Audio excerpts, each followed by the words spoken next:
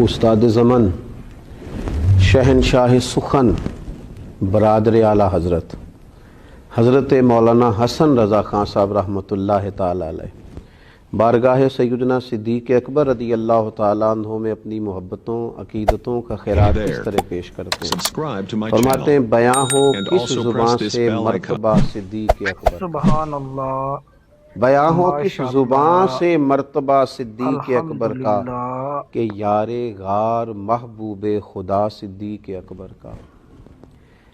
اور پھر ساتھ ہی نہ فوراً ہی منقبت کے شروع میں ہی اپنے لیے اللہ تعالیٰ سے فضل کا سوال کرتے ہیں، اور کس طرح کرتے ہیں؟ کہتے ہیں الہی رحم فرما خادم صدیق اکبر ہوں۔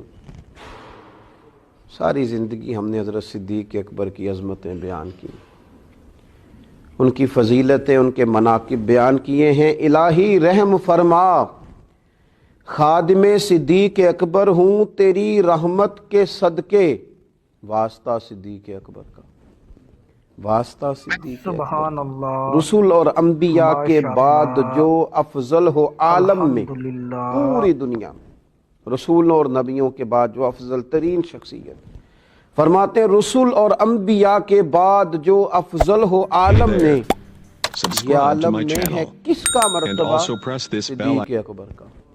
یہ عالم میں ہے کس